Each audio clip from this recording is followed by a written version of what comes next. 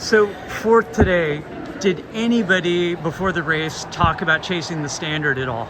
No, no. I was like mentally prepared for it to go either way. I was hoping it'd go out. And I knew if it didn't, I likely wouldn't have the gears to get that top three. I like knew who the big players were, and I was like, okay, just put myself in it as late as I can.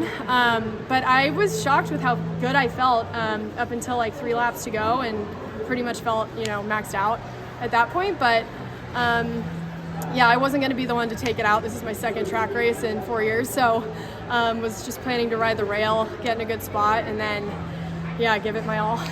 So really, this is a resurgence of your track career. You sort of semi-retired from track, Yeah. became a marathoner, fourth at the marathon trials. Yeah. Talk a little bit about that. I mean, that was probably like the best day ever. Whew. I still get emotional about it, but yeah, I really thought running was over. So it was cool to have that moment. I wouldn't call this my track resurgence. I was kind of doing this to like rewrite a lot of the crappy history I've had on the track, and it was honestly just to walk out on that stadium and just soak it in, do a stride out there. I like all nerves kind of went away, and I just had fun. So the fact that I could just do that was like pretty awesome. Do you feel like you've rewritten some of that history now? Oh yeah, totally. Yeah. It's funny because with the marathon, I was like so stoked to run the time I did, and I think today I was so stoked to get fourth. So it's like, it was funny. Like, of course, I think if it was a perfect day and like everything went the way I've wanted it to go, I would have made the marathon team. So this was just like cherry on top of a great year, and more motivated than ever to get back to marathon pace now. Yeah, 10K training's it's no joke. It's tough.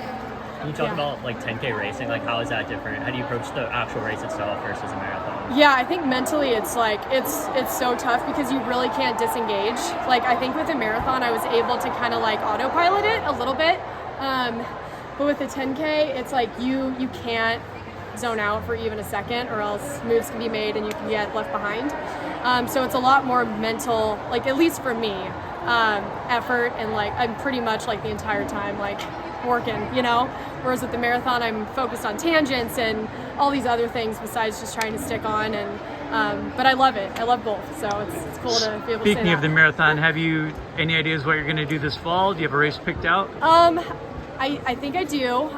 Probably can't say yet, but I'm really stoked to get back to the marathon this fall, and yeah, looking to run really well. So Did I see you grabbing water in the backstretch out there? no. Okay. No, I would have been disappointed in myself if I did that. I'm like, okay, all this Arizona training has to pay off somehow. But weather-wise, I felt great out there. I was happy to have some cloud cover.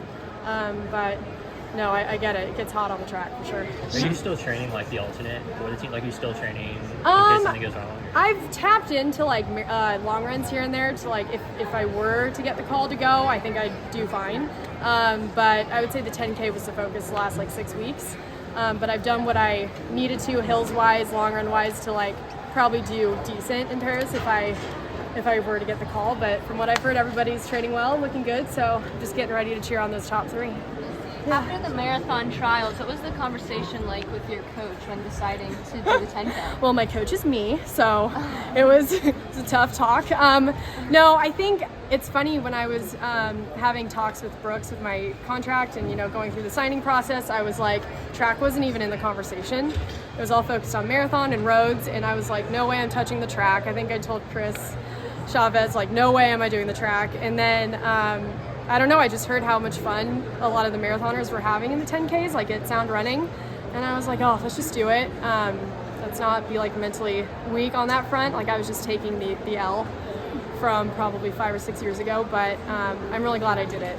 Does it feel weird being back on the track after being Yeah, on the road I think for so long? tactically I'm a little rusty. Like, I wanted to just glue on that rail, but there were a few times, like, depending if the lead was changing in front of me, I got like tripped up here and there, and I it'll be good to like tap into that and race on the track more because tactically I'm so rusty.